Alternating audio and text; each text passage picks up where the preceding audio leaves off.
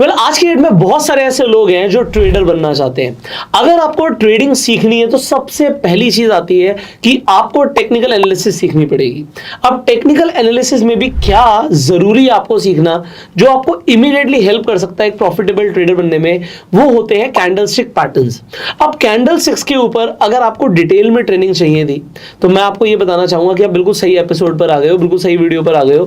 Because आज से आपको मल्टीपल एपिसोड्स मिलने वाले हैं, आप कंप्लीट कैंडलस्टिक्स को डिटेल में सीखने वाले हैं। एंड सबसे बड़ी बात, ये पूरी की पूरी सीरीज आपके लिए फ्री में रहेगी। सो आज हमारे साथ एक ऐसे ट्रेडर कनेक्टेड है जिन्हें स्टॉक मार्केट के अंदर 15 सालों का एक्सपीरियंस है। पिछले 15 साल से वो मार्केट में है एंड आई थिंक 12 साल से तो आप पढ़ा ही रहे, राइट? तो 12 सालों का ट्रेडिंग के साथ साथ ट्रेनिंग का भी एक्सपीरियंस है। सो बहुत कुछ आपको सीखने को मिलने वाला है। हम वेलकम करते हैं हमारे गो सेल्फ मेड शो पर one and only mister Umesh Sharma. Umesh ji, स्वागत है आपका हमारे गो सेल्फ मेड शो पर। Thank you sir. सो लोग बहुत ज्यादा एक्साइटेड है बिकॉज कैंडलस्टिक्स हमेशा डिमांड में रहता है, लोग सीखना चाहते हैं और लोगों को पता है कि एक ऐसी चीज है, अगर इसे मास्टर कर लिया गया तो एक्चुअल में एक इंसान एक प्रॉफिटेबल ट्रेडर बन सकता है। सो लोगों को पता है कि कैंडलस्टिक सीखनी है, पर कैसे उन्हें शुरुआत करनी है, क्या क्या समझने की जरूरत है, क्या क्या चेंजेस मार्केट में आ रहे हैं जो लोगों को समझने की जरूरत है। तो आज इस एपिसोड में लोग आपसे समझना चाहेंगे बिल्कुल बेसिक से एडवांस तक कैंडलस्टिक पैटर्न्स के बारे में सब कुछ। जी, सबसे पहले मैं बताना चाहूंगा कि कैंडलस्टिक को समझने के पहले हमें पहले प्राइस को समझना पड़ता है। बेसिकली कैंडलस्टिक है क्या? ये प्राइस है, सिर्फ प्राइस को कन्वर्ट किया किसमें? कैंडलस्टिक में। Right. अब जब हम कैंडल पढ़ते हैं, जैसे कि मैंने 12 साल से मैं पढ़ा रहा हूँ, 15 ईयर्स का मेरे को एक्सपीरियंस है स्टॉक मार्केट में। जब 12 साल से पढ़ा रहा था तो हम जब पढ़ाते हैं तो हम खुद भी पढ़ते हैं। तो अभी अगर 12-13 साल की बात करें तो मार्केट में बहुत सारे ड्रास्टिक चेंजेस आए हैं। अगर मैं टेक्निकल एनालिसिस की बात करूं तो इस एपिसोड में हम वो सारी चीज़ें कवर करेंगे और बताएंगे कि प्राइस की स्टडी किस तरीके से की जाती है। इसके अलावा यहाँ पे हम कुछ स्ट्रेटजीज के बारे में भी डिस्कस करेंगे कि बाइंग पैटर्न्स कौन से हैं, सेलिंग पैटर्न्स कौन से हैं, बाइंग पैटर्न्स किस तरीके से आइडेंटिफाई कर सकते हैं, स्कैल्पर किस तरीके से कैंडलस्टिक का यूज़ कर सकते हैं। इसके साथ साथ जो ट्रेडर्स की सबसे बड़ी प्रॉब्लम है वो ये है कि हम जैसे हर कोई कैंडलस्टिक चार्ट तो देख रहा है, सबके पास कैंडलस्टिक चार्ट तो है, बट कैंडलस्टिक में वो सिर्फ देख रहे हैं ग्रीन कैंडल्स और बेरिश कैंडल, जो रेड कैंडल होती है। किसी से पूछेंगे बुलिश कैंडल क्या होती है, वो कहते हैं जी जो ग्रीन कैंडल होती है वो बुलिश कैंडल होती है। किसी पूछेंगे जी बेरिश कैंडल क्या होती है, वो कहते हैं जी बेरिश कैंडल वो होती है जो रेड कैंडल होती है। अगर मान लो आप बेरिश कैंडल को सिर्फ रेड कैंडल तक सीमित कर रहे हैं या बुलिश कैंडल को ग्रीन कैंडल तक सीमित कर रहे हैं, अगर आपके सिस्टम पे आपके किसी बच्चे ने कलर चेंज कर दिया तो वहां तो फंस जाओगे, आपको पता ही नहीं चलेगा कौन सी कैंडल क्या है। क्योंकि कहीं ना कहीं हमें कैंडल की फॉर्मेशन को भी समझना काफी ज्यादा जरूरी होता है।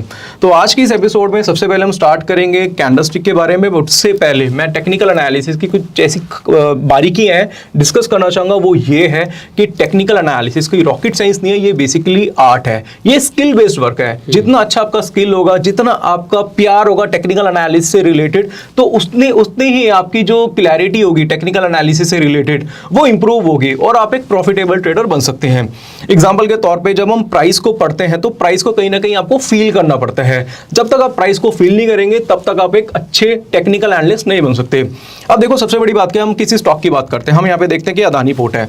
अब हमें चार्ट पे लगा, एक एग्जाम्पल के तौर पर बोलते हैं कि अदानी पोर्ट वीक लग रहा है, तो हम क्या कर रहे हैं, हम कंपनी को नहीं बेच रहे, हम कंपनी की स्टडी नहीं कर रहे हैं। यहाँ पे हम किसकी स्टडी करते हैं? प्राइस की स्टडी करते हैं।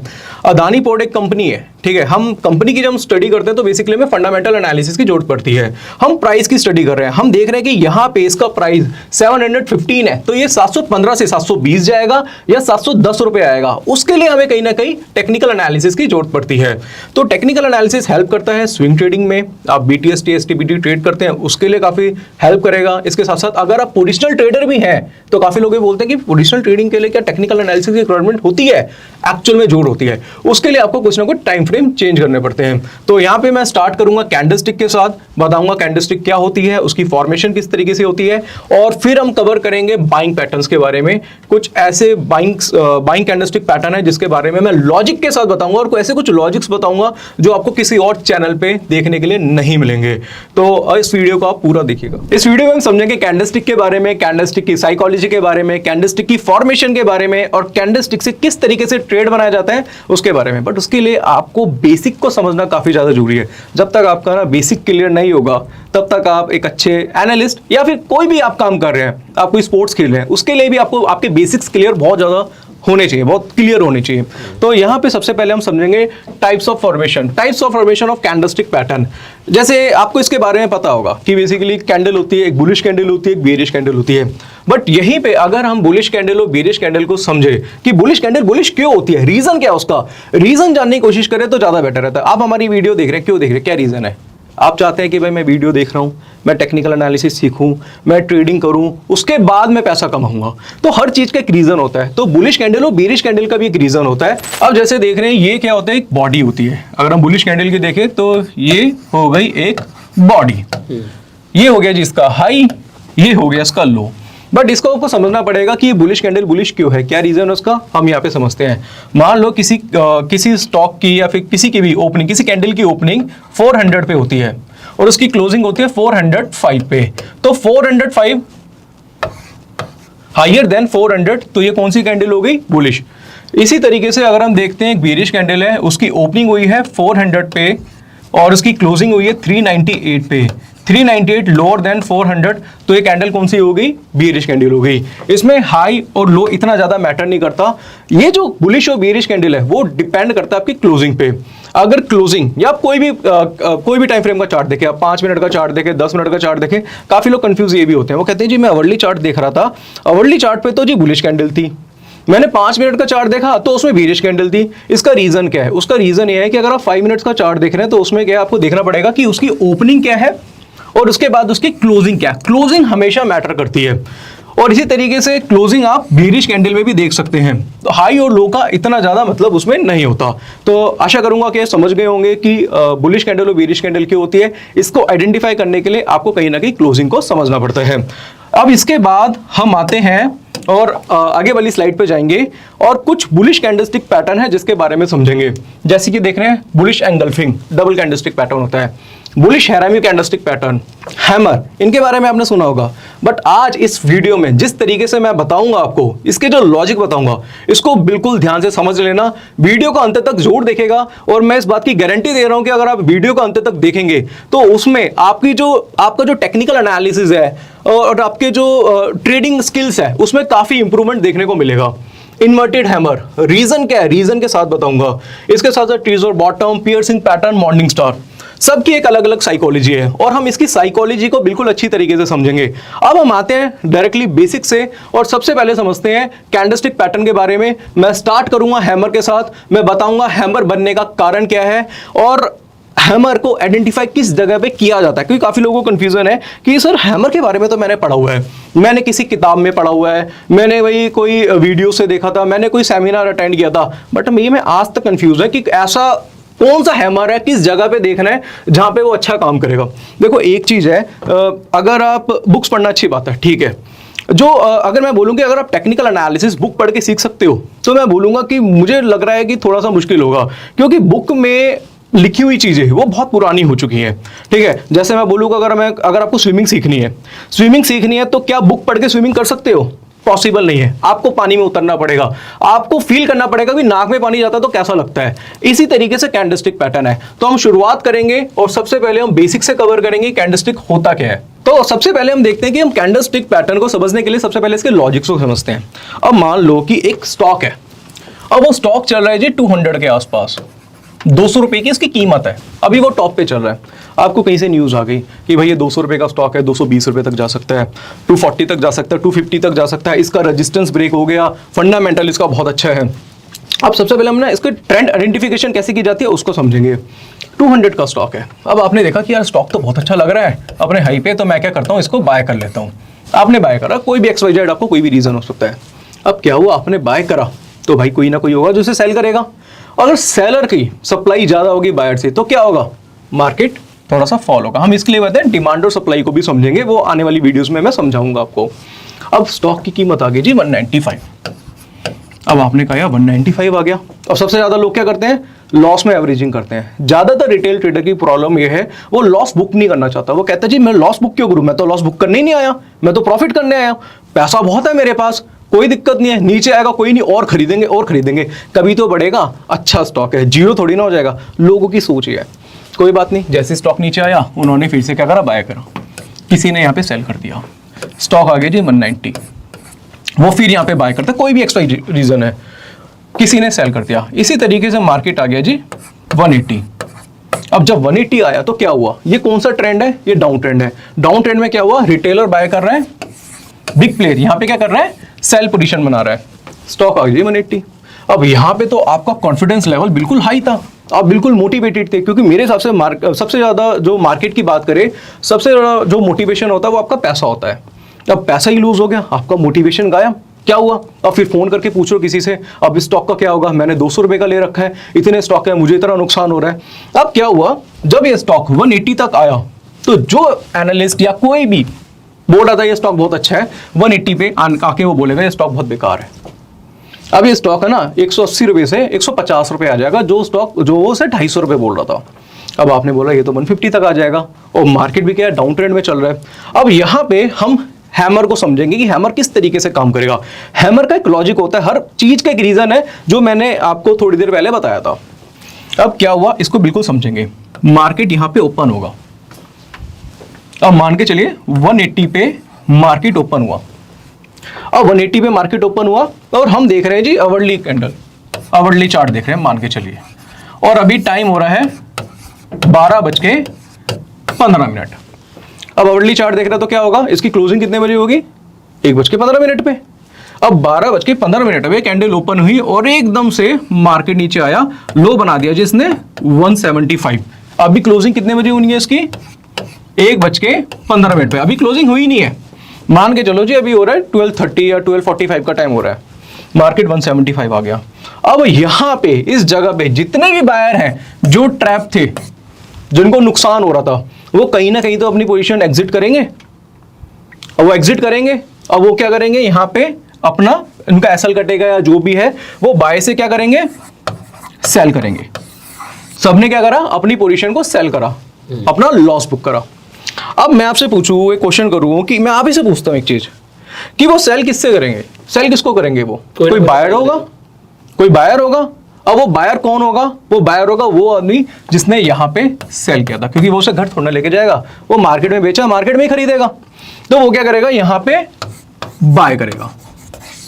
अब जब बाय करेगा तो उसने क्या क्रिएट की मार्केट में, एक डिमांड क्रिएट करी। अब जब डिमांड क्रिएट करी तो क्या होगा, जब डिमांड आएगी तो प्राइस क्या होगा, बढ़ेगा, इंक्रीज होगा। जब प्राइस इंक्रीज होगा तो जो कैंडल इस तरीके की बनी हुई थी, वो इस तरीके से बाजार, यहाँ पे क्लोजिंग थी, यहाँ पे ओपनिंग थी, ये क्लोजिंग थी, उस टाइम ये कैंडल कौन सी थी, बियरिश कैंडल थी। उसके बाद जैसे ही मार्केट में तेजी आना स्टार्ट होगी, मार्केट कुछ इस तरीके से यहाँ पे क्लोज कर देगा, तो ये कैंडल कन्वर्ट होके कुछ इस तरीके की बन जाएगी। ये हो गया जी हमारा हैमर। हैमर बनने का कारण क्या था, वो मैंने पूरा आपको यहां पे समझा दिया है। डाउन ट्रेंड क्या होता है, डाउन ट्रेंड मैंने आपको बता दिया। हैमर बनने का कारण क्या है, वो मैंने आपको बता दिया। जो क्लोजिंग पहले नीचे थी, वो क्लोजिंग यहां पे थोड़ी सी ऊपर की तरफ हो गई, ये बन गया जी आपका हैमर। अब यहाँ पे कुछ इसके लॉजिक्स होते हैं, वो लॉजिक्स मैं आपको बताना चाहूंगा। लॉजिक सबसे पहला ये होता है कि हैमर एक ट्रेंड रिवर्सल पैटर्न होता है, जो कि डाउन ट्रेंड को अप ट्रेंड में कन्वर्ट करता है। हैमर का जो लो होगा इस डाउन ट्रेंड में अनब्रेकेबल होगा। ये मैं अभी आपको चार्ट पे भी समझाऊंगा, यहाँ पे मैं थोड़ी सी थ्योरी कवर कर देता हूँ इसकी। तीसरी चीज जो देखने वाली होती है कि जो अप ट्रेंड होगा, इसके बाद जो डाउन ट्रेंड होगा, उसमें 20 कैंडल्स कम से कम होनी चाहिए।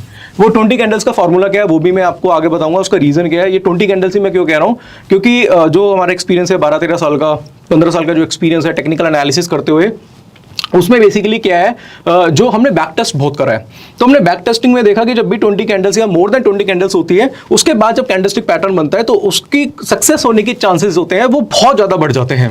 तो जब हैमर कैंडलस्टिक पैटर्न देखने को मिलेगा, उसके बाद आपको देखना है next candle should be bullish. Hammer की नेक्स्ट कैंडल हमेशा बुलिश होनी चाहिए। इसके बाद आपको देखना है कि हैमर जो है उसमें 30% इसकी बॉडी का साइज होना चाहिए, 20 to 30% हो सकता है, और जो शेडो होगी वो 70 to 80% रहेगी। इसके बाद एक चीज और है, मैं बताना चाहूंगा, काफी बुक्स में लिखा हुआ है कि भी हैमर जो होगा ना वो बुलिश होना चाहिए। मैं कह रहा हूं हैमर बेरिश भी होगा तो वो भी काम करेगा। मैं वो आपको आगे प्रूफ के साथ दिखाऊंगा, जब हम लाइव चार्ट्स पढ़ेंगे उसमें भी दिखाऊंगा। हैमर बुलिश और बेरिश कुछ भी हो सकता है। जैसे यहाँ पे देखते हैं कि मार्केट की ओपनिंग हुई, उसके बाद मार्केट ने एक लो बनाया और क्लोजिंग यहाँ पे उसने ऊपर की तरफ कर दी, तो ये कौन सी कैंडल होगी, बुलिश कैंडल होगी, बुलिश हैमर बोल सकते हैं इसे। दूसरे केस में देख रहे हैं कि भाई यहाँ पे ओपनिंग हुई है और मार्केट ने नीचे क्लोज कर दिया, तो ये कौन सी कैंडल हो गई, ये बेरिश कैंडल होगी। है तो दोनों हैमर ही ना, दोनों की साइकोलॉजी थोड़ा चेंज हो जाएगी। तो इस पे मत चलिए कि भाई हैमर बुलिश ही होना चाहिए, हैमर बुलिश बेरिश दोनों हो सकता है, दोनों सेम काम करता है। बट इसके बाद वाली जो कैंडल होगी वो एक कंफर्मेशन की बुलिश कैंडल होगी, और जब बुलिश कैंडल का हाई ब्रेक होगा तो यहाँ पे आप बाय करेंगे। इस केस में जो स्टॉप लॉस लगता है वो हैमर के लो का लगता है। दूसरी चीज, इसकी जो बॉडी का पार्ट होगा वो 20 to 30% होगा। शेडो जो होगी इसकी 70 to 80% की इसकी क्या होगी, शेडो होगी। और इसके साथ साथ आपको मैं बताना चाहता हूं एक और चीज कि हैमर का पर थोड़ी सी शेडो भी हो सकती है।